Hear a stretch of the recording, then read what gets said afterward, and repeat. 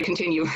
I mean, the bottom line is there's no point in me posting anything on Facebook because my relatives who have voted Republican for years and years and years aren't going to change their mind. So what? You can do whatever you want anyway, and at least you can say that you tried.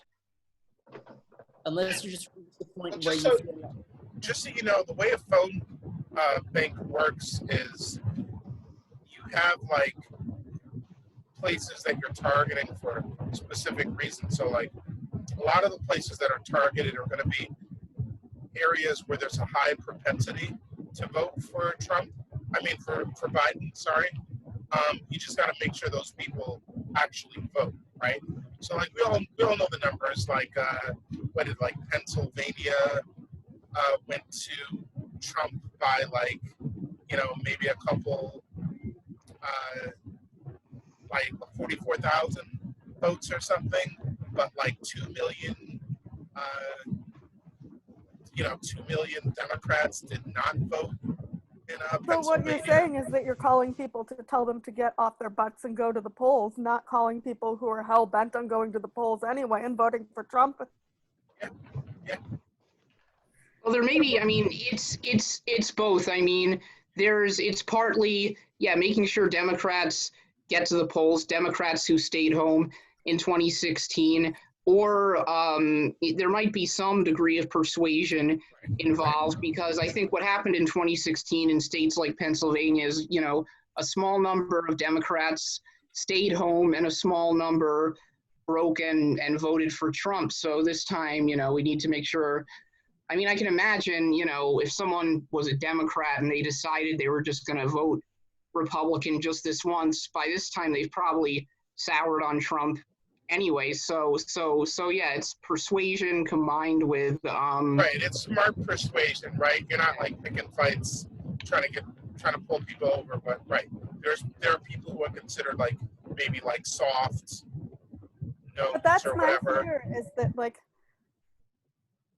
going back to the whole thing with Ice Cube, like I see what you're saying, that he's playing chess, not checkers, but I fear that he is in the process going to inadvertently turn some of those soft people to Trump.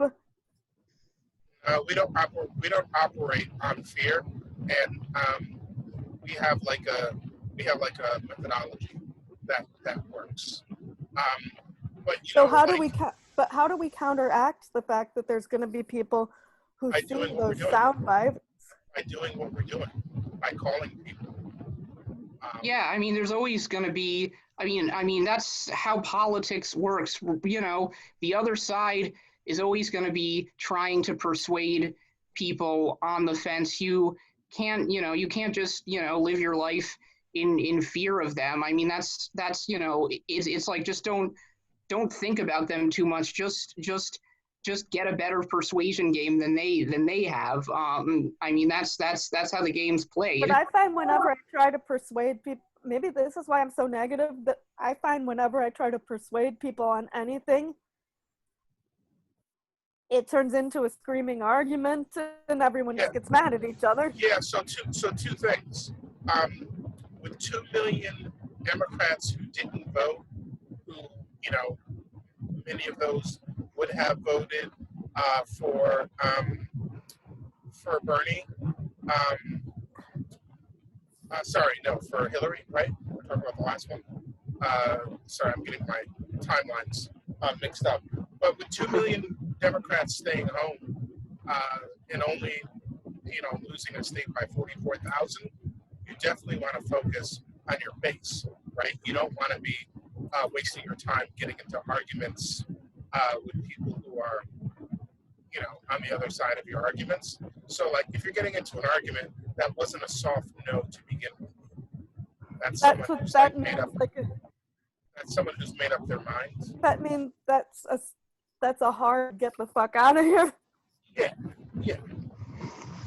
But I feel like and maybe it's just me, like maybe I pick the wrong people to pick a fight with, but I feel like I always like end up in these winding, like back and forth internet arguments with with people who turn out to be hard Trump supporters. That Yeah, I've you don't want to always waste your time. You don't want to waste your time with those people. Yeah. We've got way too many Democrats just sitting at home. Now, one reason people stay at home is, they may not be excited, or they may feel like nothing's going to change. There may be some disillusionment, and maybe fighting against voter suppression, a lot of other stuff that those 2 million votes. or the reason why people stay home is just about how I feel right now, which is that I could sit my ass on the couch, or I could go into the polling place and vote for Mickey Mouse, and it wouldn't make a difference because I live in a state that's never in play. Yeah, well, that's not, in a presidential election, what we're focused on. Yeah, if you live in New York or say Kansas, obviously that's true, and you can vote for whoever you want. But we're talking about Pennsylvania, North Carolina, Michigan, states that are in play. Yeah, but the point is I don't have a remote control, and I can talk until my face is. I can talk until it's the same thing I say about my students. I can talk to them until I'm blue in the face, but it's not going to get them to click on that mouse and sign online for class. But honestly, Some of these, even the people that you think have bigger platforms and do influence people, not every one of them has as much power as you're ascribing them to. They're not going to be able to change not everybody who takes Ice Cube seriously is actually going to change their minds because of this. So, maybe I've just had a flawed sample of getting stuck in stupid Reddit arguments, cesspool arguments. Flavy, are you going to vote for Trump now that Ice Cube is talking to him? I do love Ice Cube, so thinking about it. Yeah. See my point? No. Come on, Emily. Flav. He's joking. My vote's already in. I did absentee ballot twice because they fucked it up the first time. I'm kind of surprised. I'm the only person I know that's actually still planning on voting in person. I was gonna order. I am. Oh, no kidding. Okay, great. Well, you guys are the first 2 other people, because I was originally gonna get an absentee ballot because I was thinking about working the polls, the week leading up to the election, but they never got back to me about that. So I realized I was past the deadline anyway. So I'm probably, because it's great that New York now has early voting, so I'm probably just going to go to the polls on one of the first days they're open to cast my vote. Yeah. Right? I think it's the 24th. Mm-hmm. The only poll I like to work is a stripper poll. So. No, I always think about that when people say working the polls. Yeah. Maybe that would be a good way to get people to vote. Yeah. Totally. Yeah, look at strip clubs. Maybe I just need to get the hell off of the cesspool that's internet message boards, because I find myself Yeah, seriously, that is a rabbit hole that you'll never crawl out of. Yeah. Because I find myself constantly arguing with people who say stuff well, I'm going to vote for Kanye because he's a rapper, or Trump got my boy out of jail. People are the worst. People lose all sense of propriety and consideration when they're arguing on the internet, because all you see is a bunch of words on a web page, and people forget that there's that actual human being with emotions who typed that shit. So I would recommend that you do not engage in that kind of I wonder how many people who say that are actually likely to go out and vote. To just change the subject for a second, I'm thinking now about the whole poll worker versus poll worker thing. I think it would be a funny a funny sitcom or something, or like a That movie where sounds like someone a where Who's someone on like First sketch. what?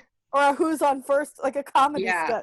sketch. Yeah, someone sees an ad and thinks, "Oh, poll worker for like 300, like a certain, amount of pay an hour," and like they go to the wrong place. Or if you have like the poll workers at Hooters like switched up with the poll workers at the election polls, which would be especially hilarious since it tends to be old people that work the election polls. Or what if they put like an ad on Craigslist for poll workers but they misspelled poll Yeah. but they I misspelled think poll. the election workers would be pleasantly surprised by how much money they make, and I think the dancers might be unpleasantly surprised how much money they're going to end up making. Yeah, Not it's even true. that. I think the dancers are going to be unpleasantly surprised at the fact that the clientele is all old people. I really hope that poll workers, on that note, are getting paid more this year, given, the hazardous conditions of working during Yeah. COVID. Yeah, You for think real. they should get hazard pay? I think so too. Absolutely, yeah. They should be paid like triple, quadruple what they Like normally make. Like they should be tipped in fives and not singles. Basically, yeah. I should get hazard pay, but Yeah, we all no. we all should. We all, nobody's getting paid enough just in general, but especially now, anybody who doesn't work at home is, really taking the type of risk that's normally reserved for like, firefighters or construction workers or anybody who actually has a dangerous job. That's another thing. I mean, this is another tangent, but that's another thing that drives me nuts about all these Blue Lives Matter dipshits that talk about what a hard job it is to be a police officer, when actually policing is one of the safest jobs. I mean, far more garbage men are killed on the job than are police officers. Yeah, they're not even like in the top 10 dangerous jobs. Yeah. Officers don't even fire their gun. So, like, this is, I mean, I don't think my job is dangerous per se, but I still feel like, they should try having my job, like, because I have so many, because they just add another job description every week to what on top of what I'm supposed to do. Yeah. Like, social worker, counselor, surrogate parent, cafeteria lady. Like, I mean, I feel lucky in a sense because I just think about how I've the entirety of COVID, I've worked from home, and so I only have to wear a mask when I'm going out, but I really can't imagine, and I find masks irritating, so I really can't imagine how irritating it would be to have to wear a mask for 8 hours a day. It would be so itchy. Well, I haven't had to do that yet because it's just been teachers teaching remotely from the building. Sorry, go ahead. And the teachers have everyone's been staying in their own individual offices and classrooms. So I really only have to put on a mask like when I'm like on the subway, obviously, or like when I get up to go to the bathroom, or if I have to go physically ask someone a question. Yeah. Things like that. That's really nice. But that's gonna, like I said, they're having kids back starting Monday, so. Oh God. It's only a few kids. Like like I told you, they have their little pandemic classroom set up in the cafeteria. Wow. It's 5 desks, all socially distanced, 6 feet on potentially even more than 6 feet on each side, with a teacher desk that has plexiglass in front of it. Yeah. And the teachers are just supposed to take turns, like, watching, like, a small group of kids who don't have internet at home go to their remote classes. Speaking of which, you remember the city that's finally paying $25 an hour? You remember that was posted recently? What? I feel like it might be Seattle. No, no, it's out of the country. It's out of the country. Or are they paying 25 an hour? For minimum wage. Oh, yeah, I think that was Switzerland, actually. So, I mean, I guess, whatever the equivalent in euros of $25 an hour is. I know, probably about 15 euros an hour.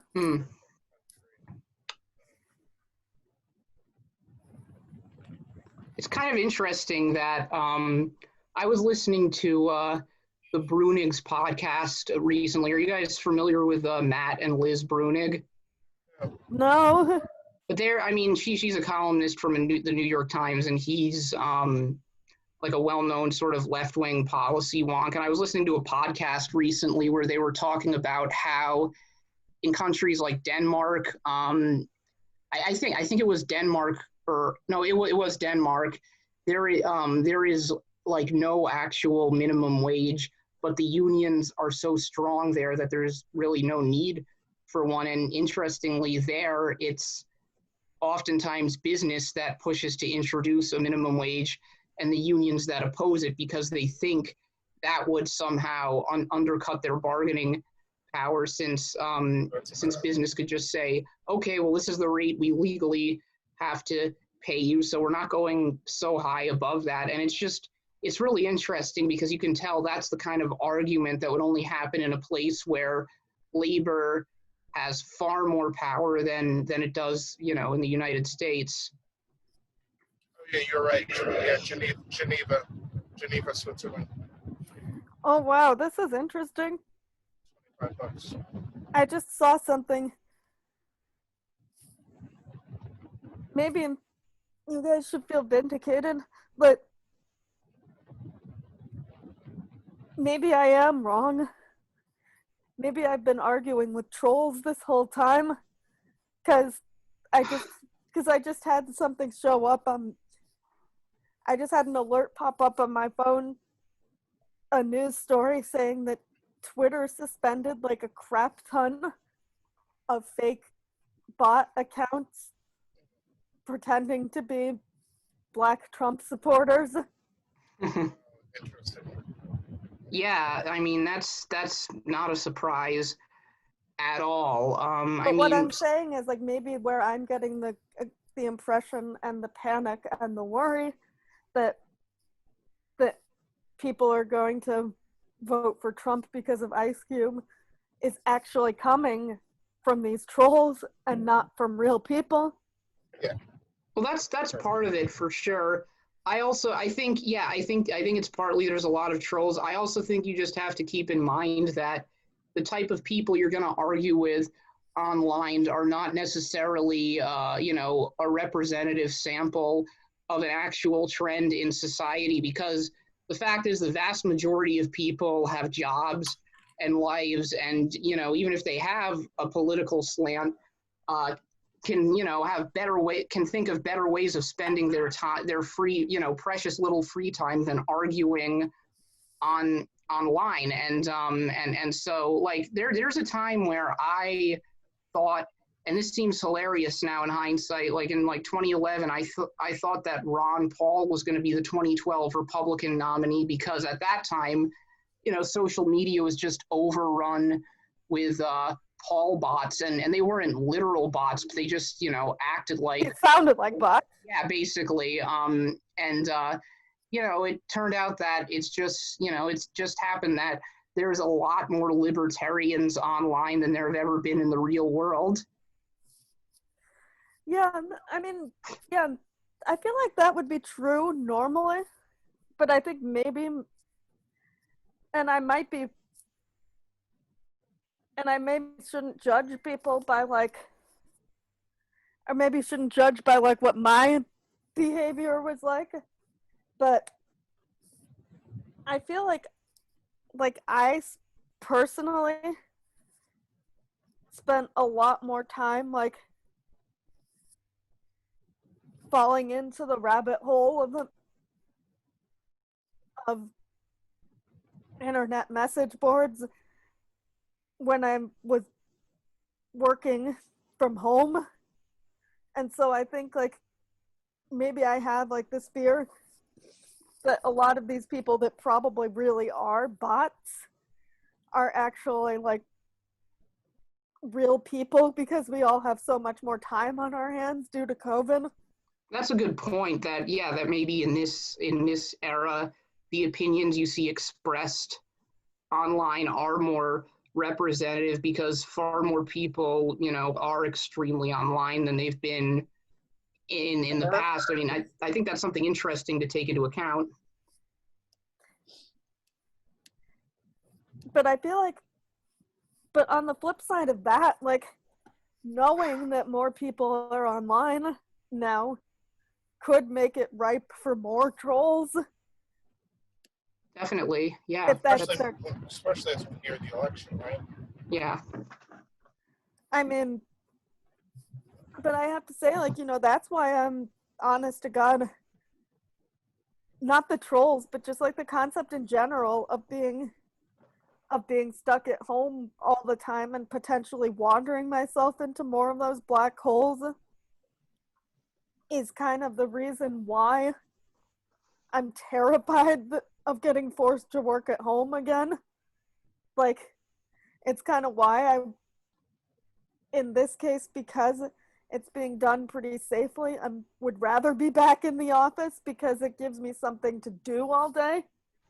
Like, oh, I totally feel you on that. I mean, all my years freelancing, it's so easy to just get drawn into arguments, and it's toxic. I mean, it's I mean, it obviously damages your productivity, but also is toxic for your mental health. So there's really no benefit to it, and that's why that's why I've always preferred when I've had my job. an office to go to. Yeah, exactly.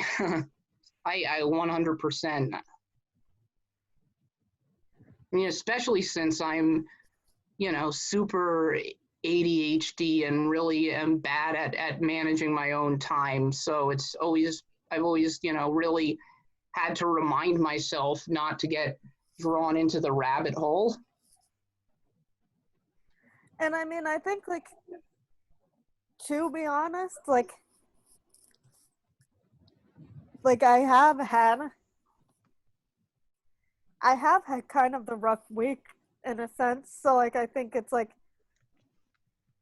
I've almost been drawn into the rabbit hole of like freaking out about what ifs, because like honestly I'm more hurt than like anything by some of the things that I've been having to deal with, like I have a question. within my capacity at work. With the I four totally of us, empathize with that. Sorry, the Flav, four what of were you us- saying? I was just going to say, with the four of us here, do we still want to do a page or two of script? I mean, we could, but I thought we were waiting for more people. Like, I thought we were waiting for like Erica and Nafisa. And... No. Erica was supposed to come. She didn't. Nafisa couldn't make it. I mean, there's four of us. I feel like four is enough. I just don't have like we just haven't had that kind of attendance, and I just feel like waiting for people is a bad move. That's not like my orientation nowadays. Is not to me like four people is more than a critical mass. Check Emily. You should click on the link I posted in the chat because it kind of sums up what I was saying. I mean, what you were talking about, just with getting drawn into the online bullshit. I think Someone is sums up. wrong on the internet. Yeah. Duty calls. But I mean, I think like, and we could get into like the script in a moment, but I think like having to have a conversation because this is something I've never had to do before, having to have a conversation for 15 minutes about a student, like knowing that I could be like, not I personally, but that what I say matters, because it could be the difference between him getting like put on probation and getting thrown in Rikers Island. That's traumatizing, I think, for me. And I fear very much that if the guy in the Oval Office right now gets reelected, like, I fear many more of those conversations. And you're right, like that, like those. You're right that maybe those kinds of things have been happening like for decades, and I haven't had to deal with it before. It's the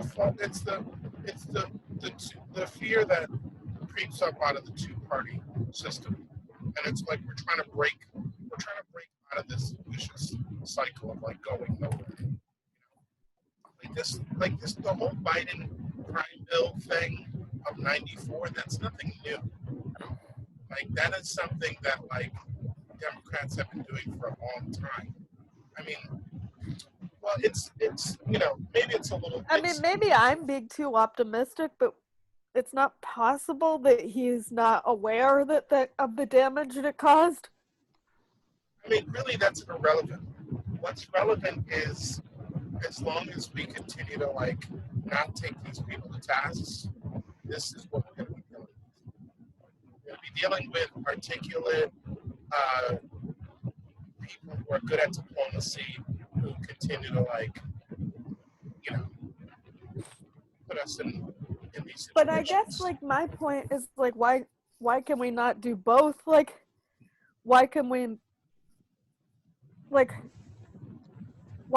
not play both the short game and the long game? You know what I mean? You can, but just not the way that it was being described. What do you mean by that, Emily? Elaborate. Like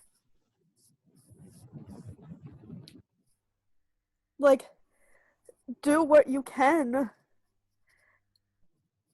to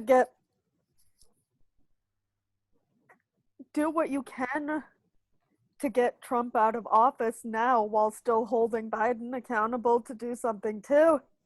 Well, yeah, I couldn't agree more. I'm on the same page with you there. And I think you're right to be worried about the outcome of the election, but you should just be aware of the fact that that's still going to be something to worry about when Biden wins. And I do think that and this is one reason I've always said that we absolutely need to ensure the lesser evil wins every time, is that Democrats are going to be more susceptible to pressure from the left than Republicans ever are, because it's more in their interest to be, because there's Republicans are going to be susceptible to pressure from the far right. So if you're concerned about these issues, as you absolutely should be, just try to stay involved regardless of the outcome of the election. Just try to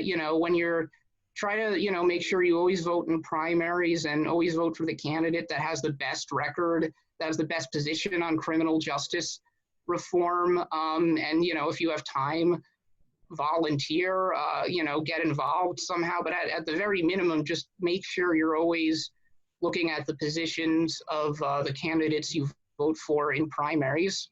I mean, and I think that like, and these are things that I do, but I do have a legitimate fear that eventually, that at some point one thing isn't going to be conducive to the other. Like I have a fear that like I 100% agree that like Biden once in office needs to be held accountable, but I fear that attempts to hold him accountable before he's elected could backfire. That's my and get Trump reelected. Like that's See, Joey, that's what you're talking about. It's like, how do you hold people accountable, right? Like, if they don't, if they won't like listen to your demands now, and they say, yeah, we'll talk to you after the election. Like at that point, you've been put off, and like they've just shown you where the power lies, right? So Cube went to both Trump and Biden's camps and said, this is black agenda policy. I want to know, where you stand on it. And Biden's camp said, talk to us after the election. Whereas Trump's camp, I guess, said that they would hold the fort with him, or they would talk to him. And so now people are up in arms saying they want to cancel Q, accusing him of supporting Trump. Yeah, that's tough, and I don't think there is any easy answer because, I mean, right now, it's my not so fear much. too is that I feel like Trump is definitely, because it's Trump, I feel like he's definitely likely, he may say that he's willing, it's strategy on his part. He may be saying that he's willing to sit down and talk with Ice Cube about what he can do for Black America just because he's thinking about getting black votes, not because he's thinking about actually following through with any of the things that he proposes to do. You see what I'm saying? And that's part of the policy. Is like when you said it, like just like there has to be something, I don't know, in writing, or there has to be something, some kind of agreement. yes, but with Trump, he doesn't give a shit. He'll put something in writing and renege on his contract. Look at all the people he didn't pay for his years as a businessman. And I fear that people, like I said, they're just going to read the sound bites and they're not going to, and it could backfire. So how do we counteract that and be like, no. He could follow through just to make himself look good, like like what he did with Kanye or whatever. But I think Cube is smarter than that. And also, I would just say to tell people to look at the bigger picture. He might be smarter than Ice Cube might be smarter than that, but like the people who see the sound bites of what he said, of what he did, aren't.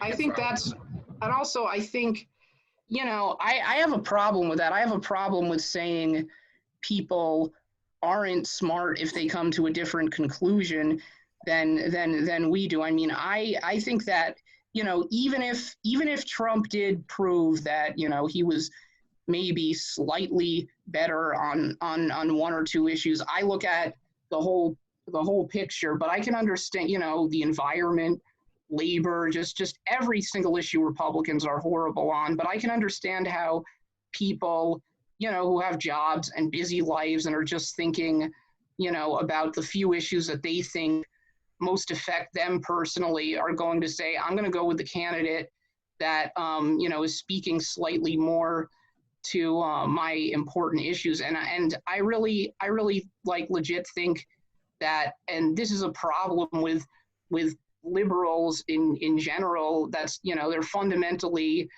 elitist, and they tell people who aren't just automatically voting for the Democrat that, they're lacking in intelligence. And, even if you don't mean it this way, that can be racist, that can be classist. I think that, the fact that we're in this place is not a cause to get mad at people who are considering voting for Trump or not voting. It's cause to get mad at Democrats for snubbing the base.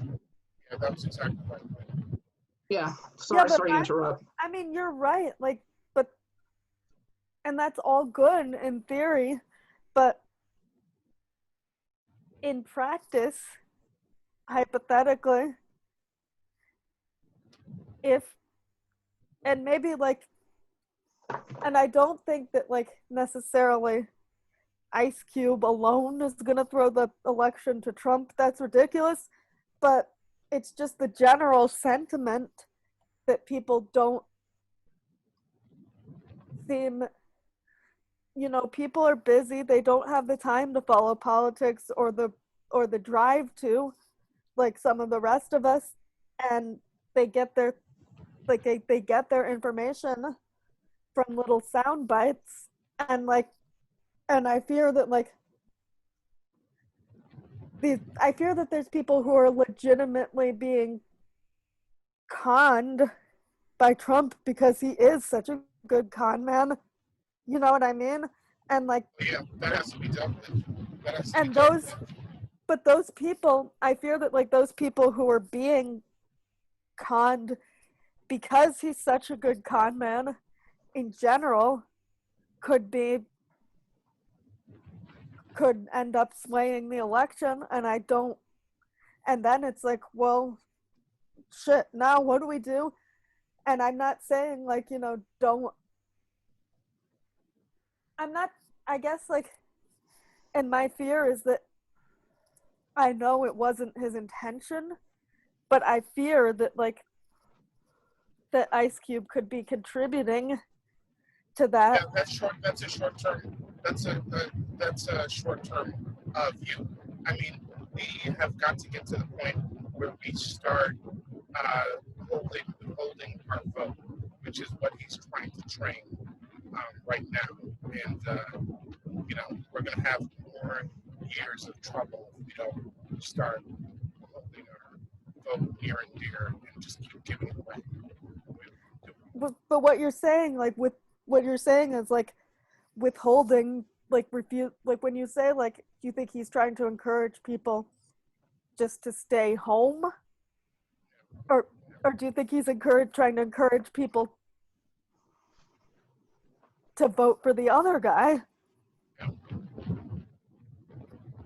No, sadly, that's what Biden's doing.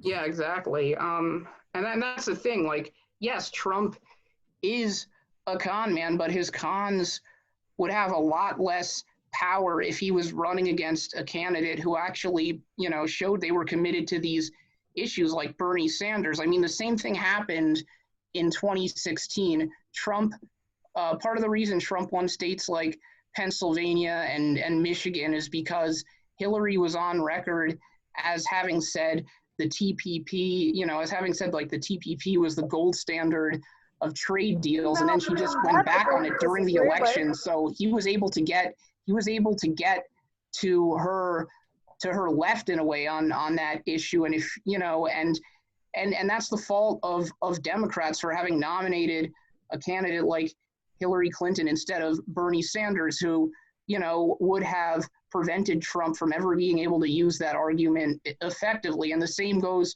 for Biden and the crime bill. It's not the people's fault. It's the fault of the Democrats for forcing us to choose between a mediocre candidate and a guy like Trump, who is a con man. Just stop blaming the voters. Also, but I think Bernie would have lost hard, though. Why do you say that? I feel like all that they would have had to have done is uttered the words, "He'll raise your taxes." Everyone's out. Well, Bernie is a smart guy they've who been building a playbook against him for years. Yeah, I mean they thorn in their side. Here's the thing though. In order to flip the results of the 2016 election, you just need to flip 80,000 votes spread across Pennsylvania, Michigan, and Wisconsin between people who went for Trump and people who stayed home. And I feel that Bernie could have done that, and he could have won narrowly. And also, you know, People who Hillary stayed had at a million home, negatives he maybe. wouldn't have had. That I agree with, but like the stayed at home part maybe, but I feel like if anybody would even consider voting for Trump, they would be the people who would jump ship as soon as they heard that their taxes might go up. No, I don't think so. I don't think that's necessarily the same group of people. And I also think that Bernie Sanders, you know, would have been able to frame his message in a way that he could have countered the attack. Like, you know, he could have just made it clear that he was mostly raising taxes on people in the top income brackets, and that polls as overwhelmingly popular. I mean, that's what Obama ran on also. That's what Bill Clinton ran on. Wasn't his plan, didn't Bernie's plan though, not maybe I'm mistaken, but wasn't he actually planning on raising middle class taxes to some extent? I would need to go back and look at the specifics, but you may be right. But and yeah, he may have lost some votes in certain areas, but I think, you know, I think he would have gained other votes, and I think gained just enough votes to come out on top. What did you say, Flav? Sorry. The net effect would have been less taxes, and I think that was part of the problem, was he wasn't making some of those things clear. He was allowing himself to be put in the weeds a little bit. Are you having trouble hearing me? Yeah. Yeah. He's allowing himself to be put in the weeds a little bit. Yeah, like in other words, he just should have said, listen, your taxes are going to be low. When push comes to shove, your tax is going to be low. Yeah, and your healthcare is going to cost a lot less, or you'll get more for your taxes. I think that would have been a winning message. Yeah, you just should have been like, for 99% of you, it's going to be less, and for 1% of you, it'll be more, and that's that. Yeah. Can you hear me now? Mm-hmm. But like, I don't know. I don't have a lot of faith in middle America, honestly. Like, I feel like I've spent like enough time to see that like a lot of them would run as soon as they heard the word socialist. Well, I think the people. I think people that would run from a socialist would be people in places like Westchester County, New York, and Darien, Connecticut, New Canaan, Connecticut, towns that were heavily Republican up until 2016, like Darien, Connecticut, which is one of the whitest and most racist towns. That's one town away from where I grew up, went for every Republican until Trump. So, like, you know, it's not a problem with middle America. It's a problem with the upper middle class. I mean, like I said, the people you're making a generalization about an entire region. I'm saying that I think that in order to win an election, Democrats just needed in 2016 to bring the people that had voted for Obama, people that normally voted Democrat, to the polls. And the problem was in Philadelphia and Pittsburgh, you had Black Democrats staying home, and in Lackawanna County and places like that, you had working class white Democrats voting for Trump. Both of those groups would have been far more inclined to support an economic populist like Bernie Sanders than they would like Hillary Clinton. And again, like I said, trade was a huge issue because NAFTA absolutely devastated those communities. And Trump, that's a far bigger issue in places like that than taxes. And that's the issue that Trump was cynically able to steal because he was running against Hillary Clinton. He would not have been able to do that against Bernie. But here's what the the game's different now. Like, I feel like those are all valid points about Hillary, but I feel like the game's different. Like, let me give an example, like, of what leads me to believe, or what leads me to this hunch, is that I feel like that, like, my regular run-of-the-mill Republican relatives in Ohio, which is a state we could really use, would vote for Biden, but would run away at, like, the socialist and taxes thing.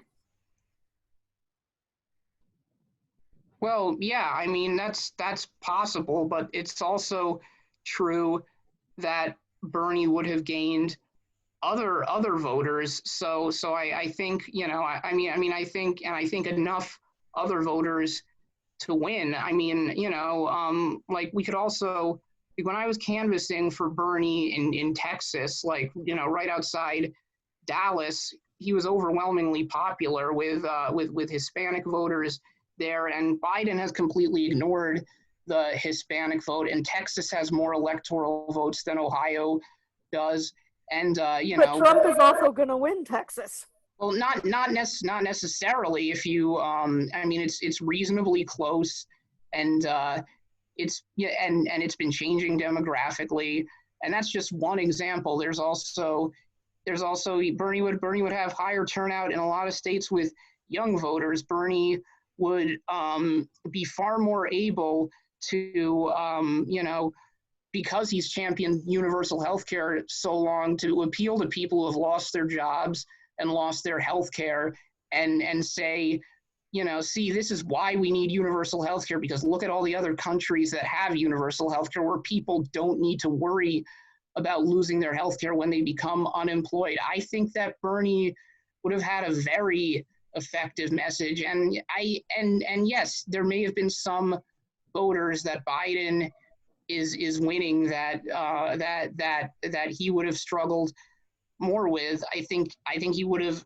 made up for it. I honestly think that yeah, and yes, some might be a bit stronger with one group than the other, but I think most Democrats at this point would have a fairly easy time of putting together the coalition needed to defeat Trump. But I think that Bernie had a very strong message, and I think we missed a real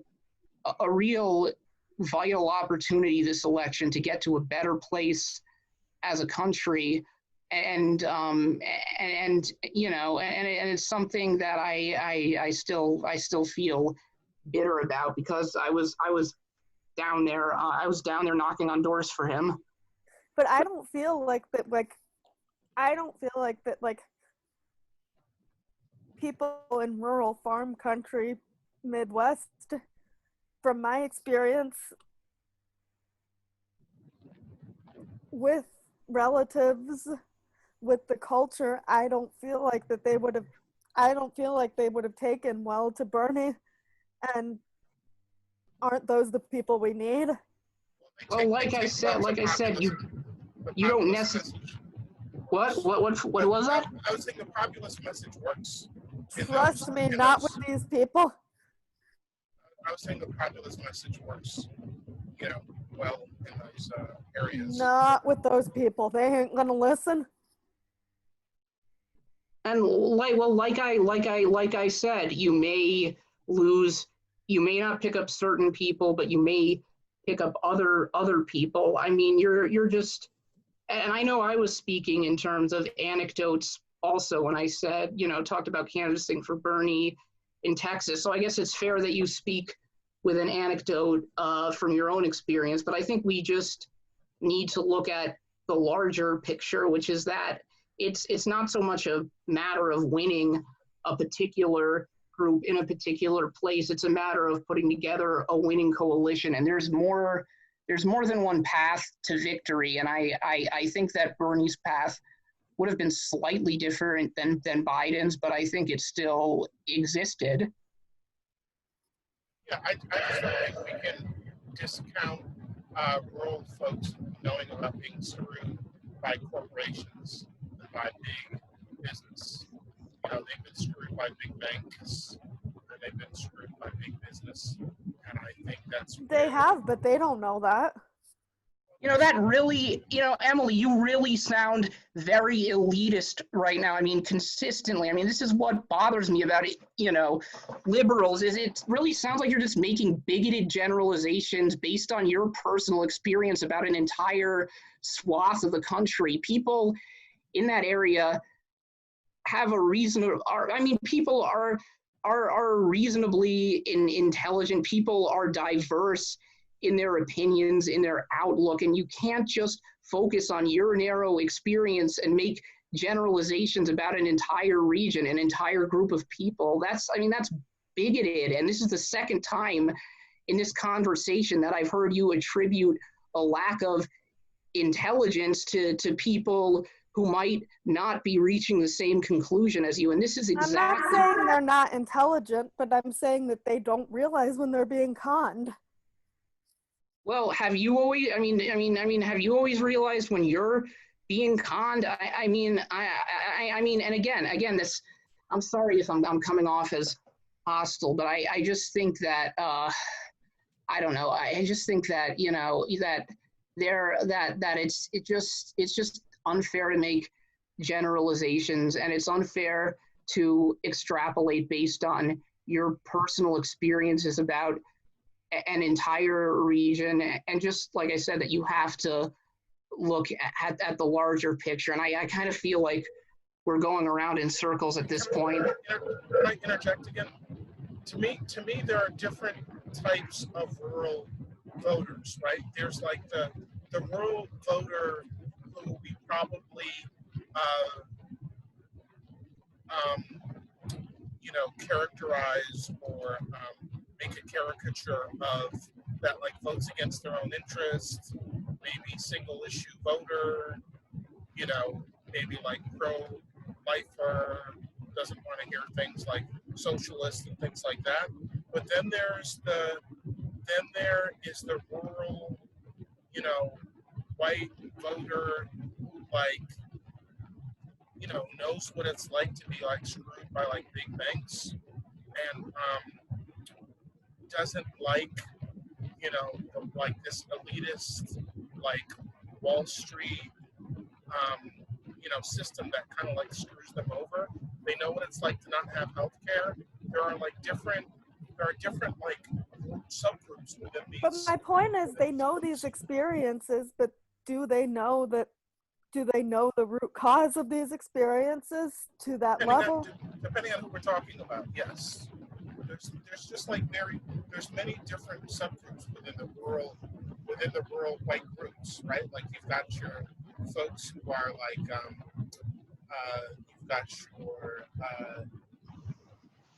what they call those, like along the Virginia, West Virginia, like the poor Appalachia. Yeah, you've got your Appalachian folks, you've got like your Southern folks, you've got your Midwestern folks, you've got your coal miners, like you've got different groups, but like some of these groups definitely like populism. There's like two versions of populism we saw at play. There was the Bernie populism that was getting a lot of these people on board, and then there was like the crony Trump populism that was getting these people on board, and they both represented people who were outside of the system.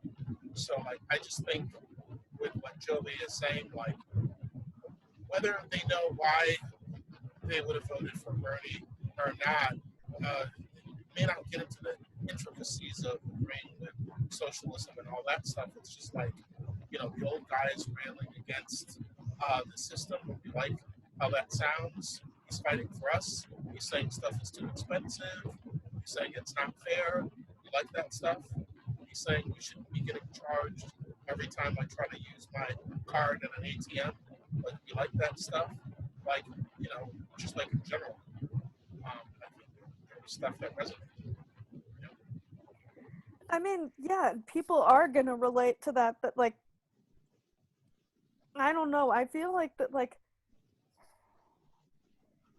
bringing discussion of Wall Street at all into the campaign made it sound kind of elitist.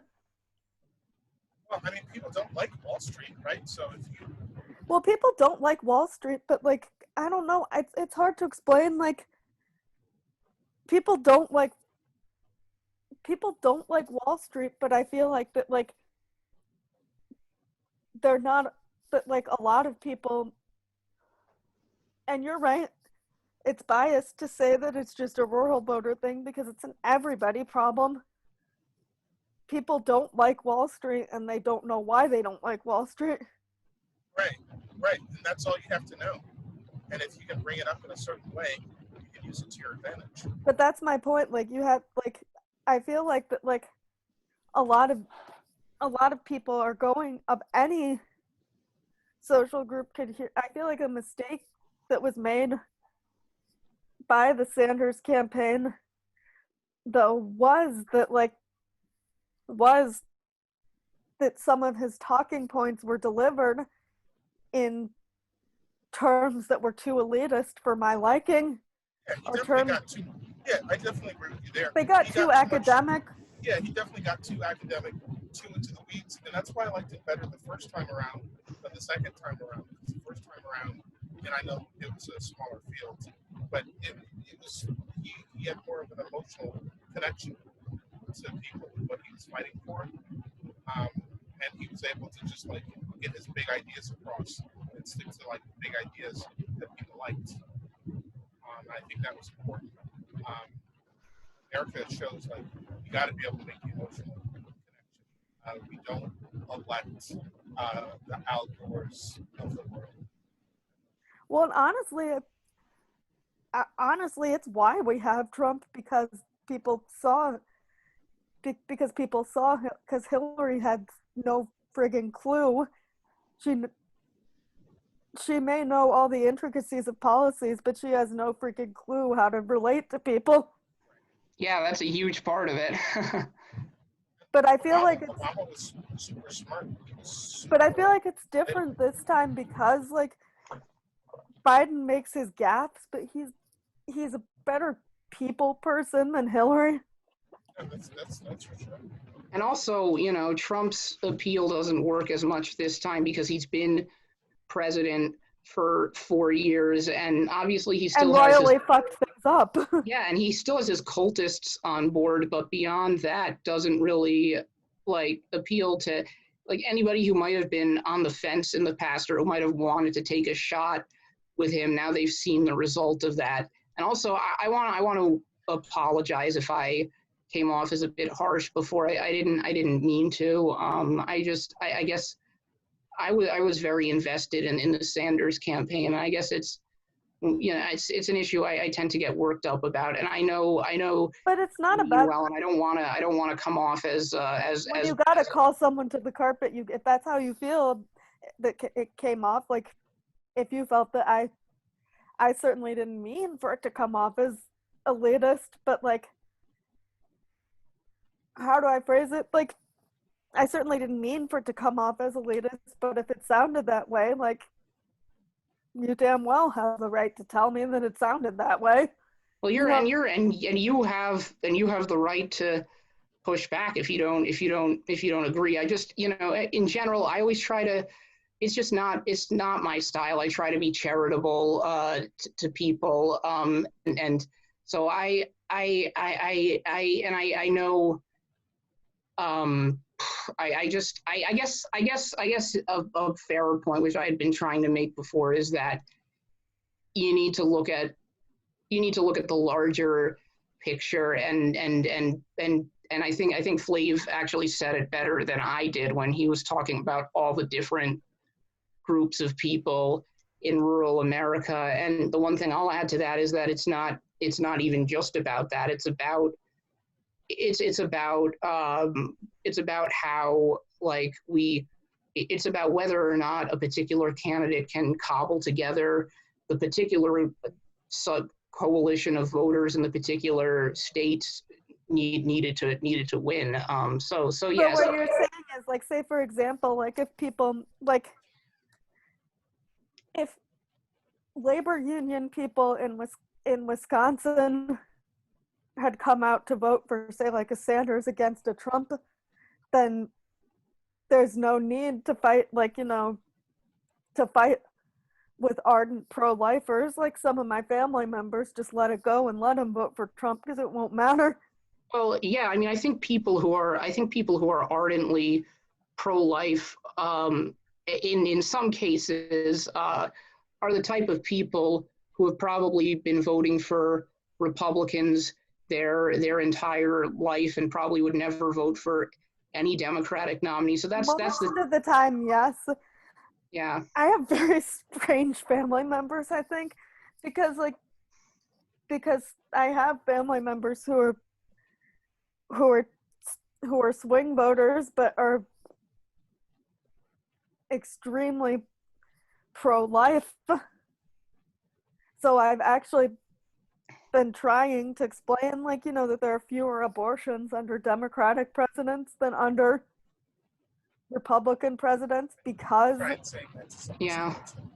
What? folks. I tried to say that to some folks in Wisconsin.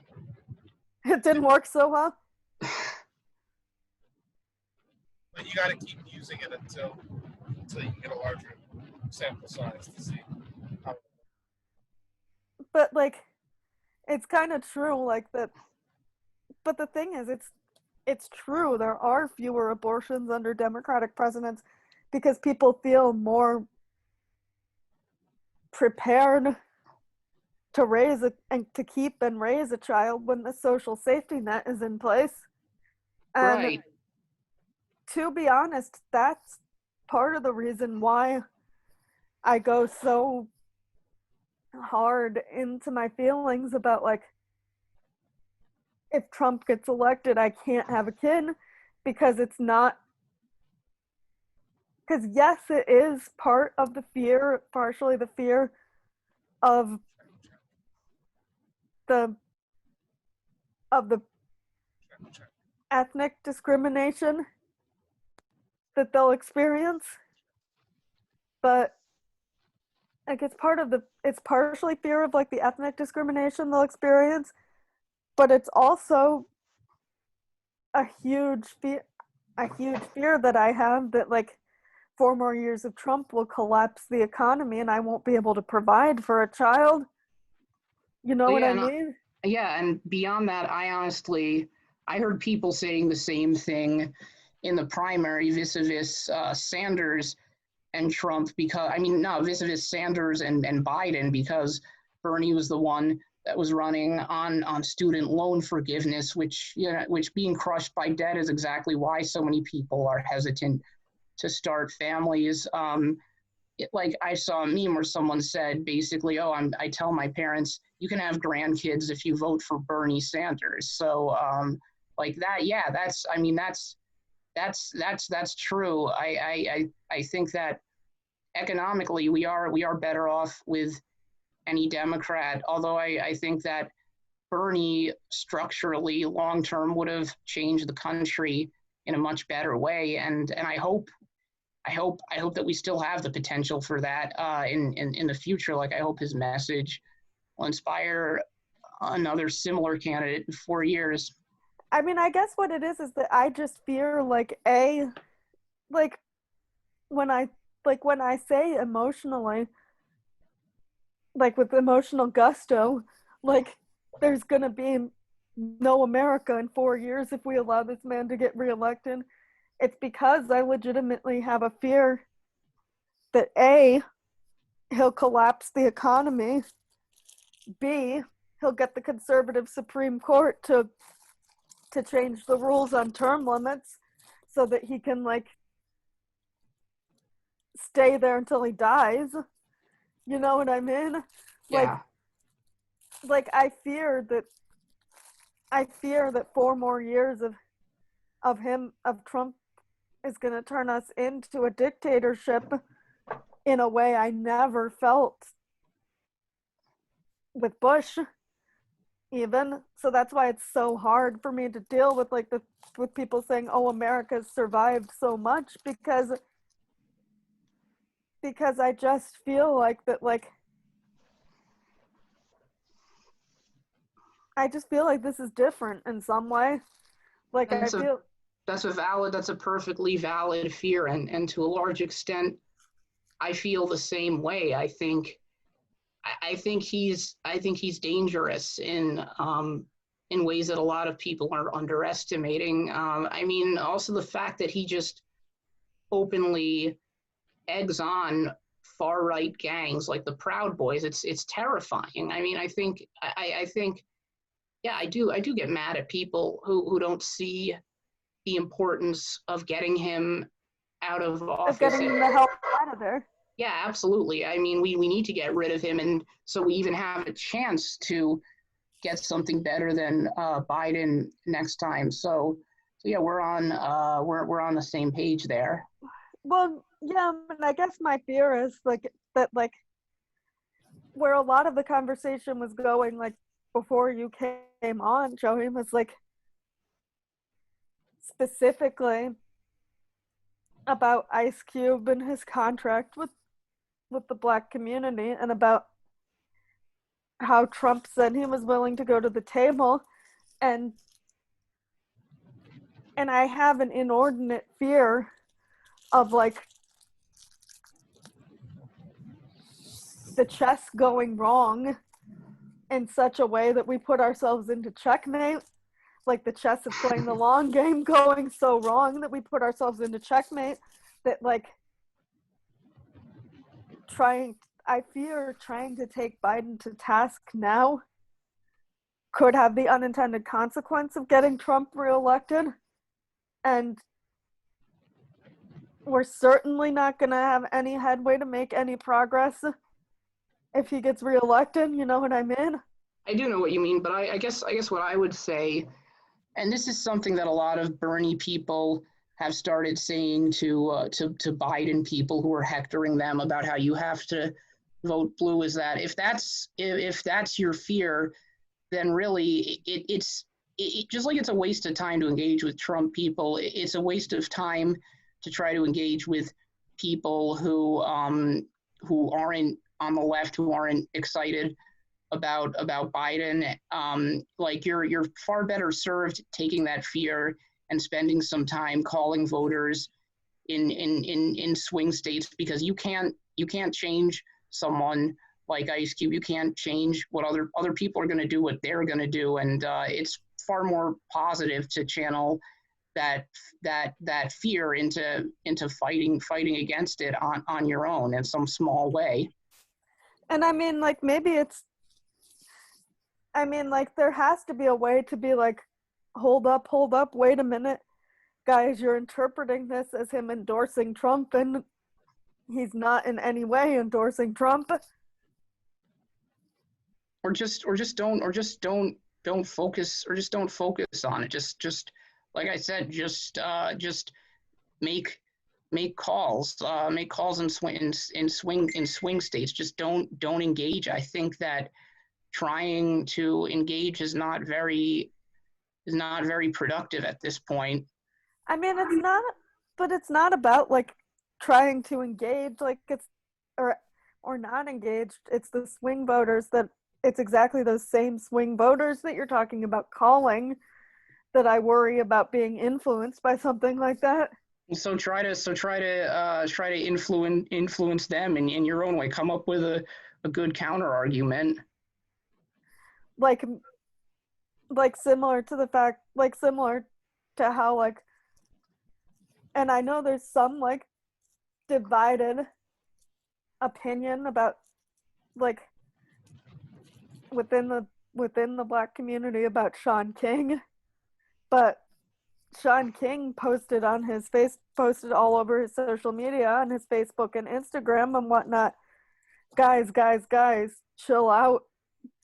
Ice Cube isn't endorsing Trump, like, and explained what the deal was, and maybe him doing something like that might like help to allay the possibility of people jumping to conclusions Yeah, and that's making true. a poor choice. I gotta run. I might be back in like 10 minutes. I might not. I just gotta respond to I just gotta take care of a couple things. But I may be. I'll jump back in and see if you guys are still here in a little bit. So peace. See All right, see you later. you later.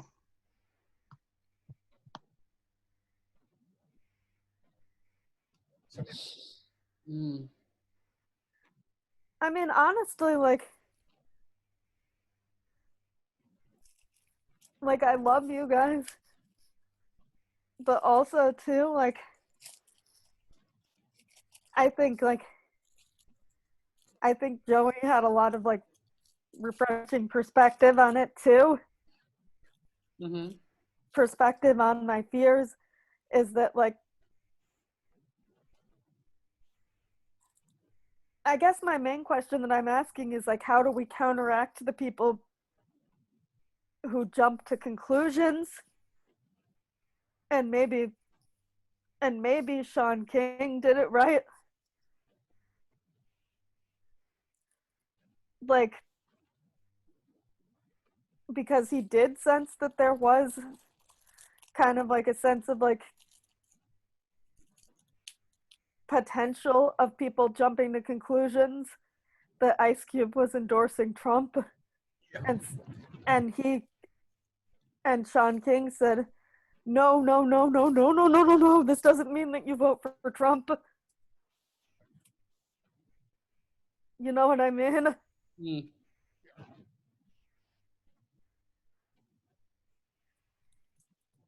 I mean, I don't.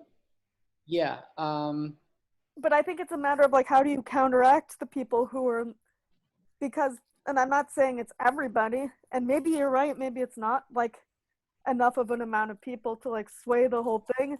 But how do you counteract the people who are like, oh, derp, Trump said he talked to Ice Cube, so I'm voting for Trump. When you're just like, ah, Trump's fronting. We all know he's fronting. Those people are so easy to sway. I don't know. Say what you have to say then. Say the fact. Well, exactly what I just said. Trump's fronting. I guess if that's what you have to say, yeah, if it has to be pared down that much, then whatever you got to say to get them there. I just don't think these messages go through. You just don't think what?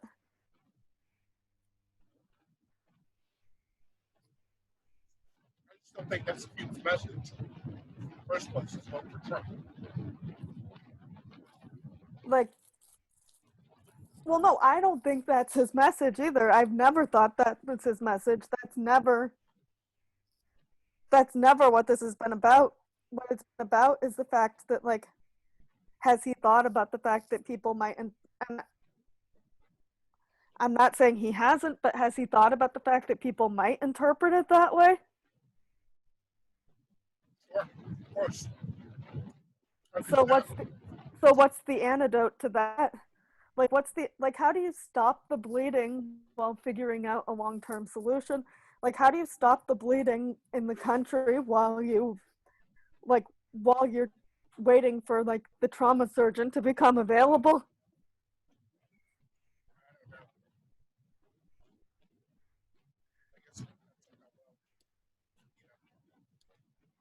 We can't hear you at all.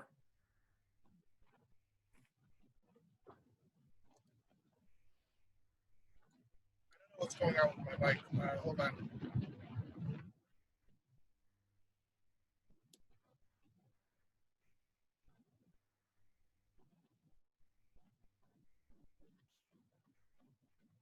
Oh, can you hear me now?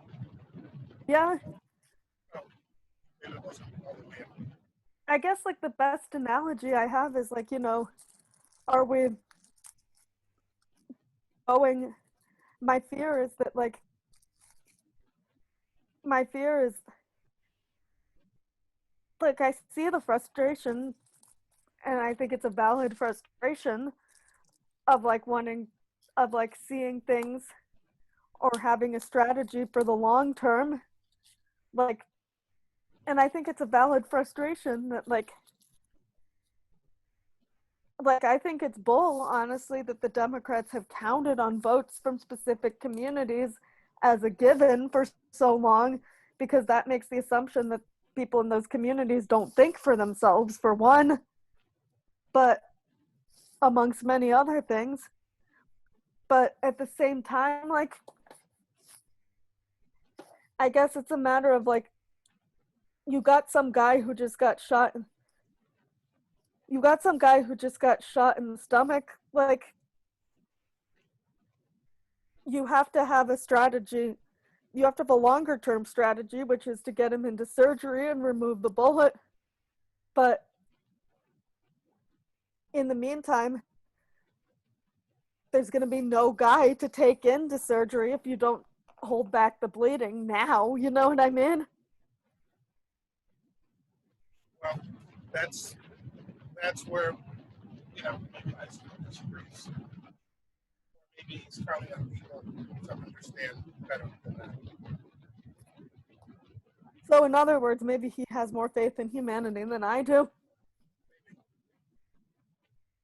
I'm going to get going, you guys. I'm really tired.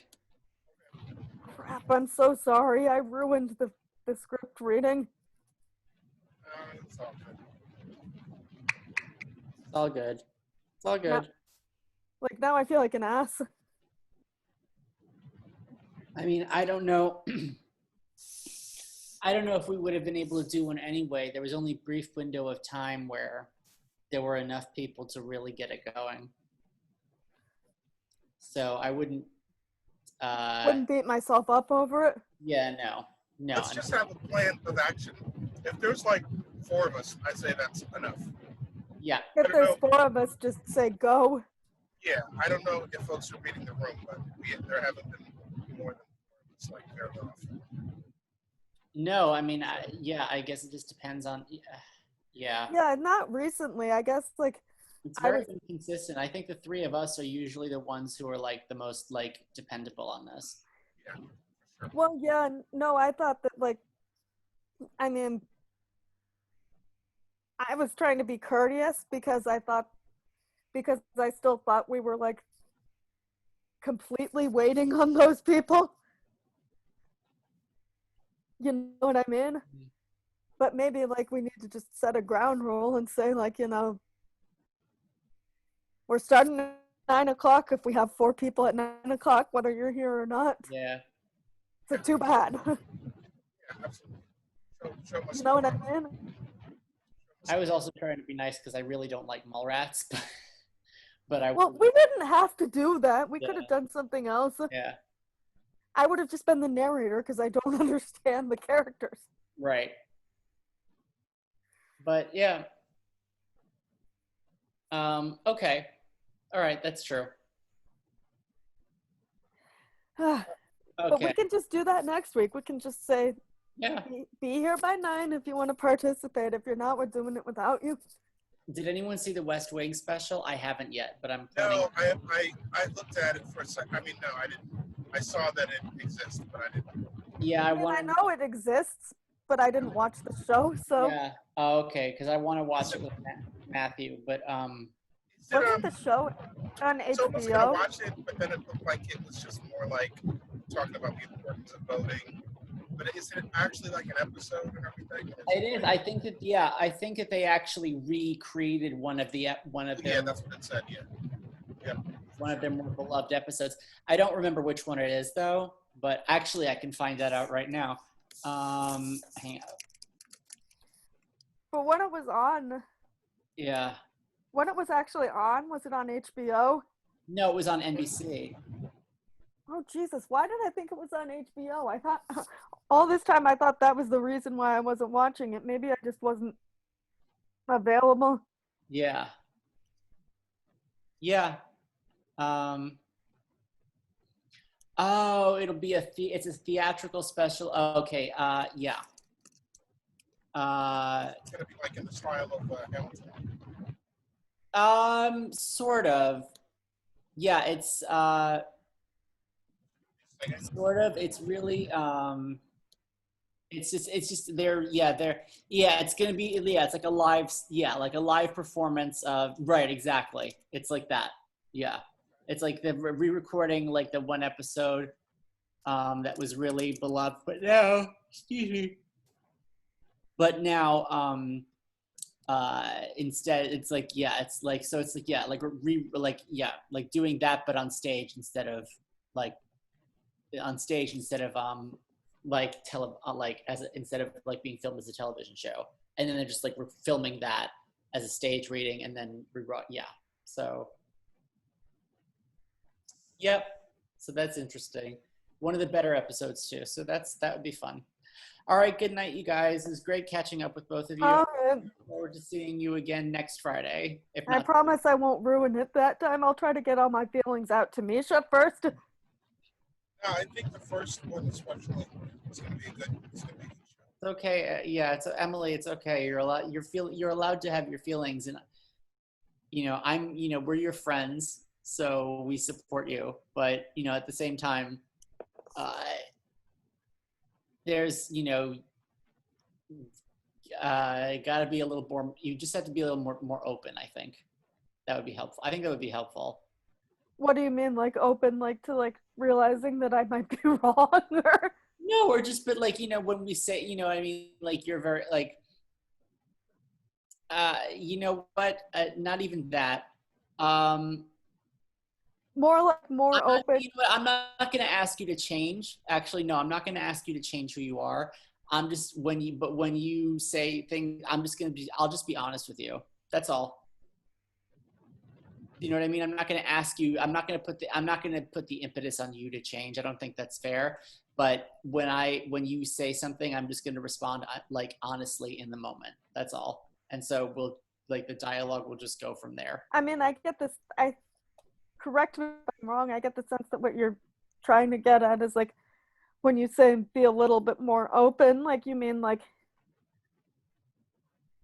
stop acting, like be a little more open to the fact that not everything is going to be a tragedy when you tell me. No, no. I'm open to discussing you and your opinions and your feelings and everything else. But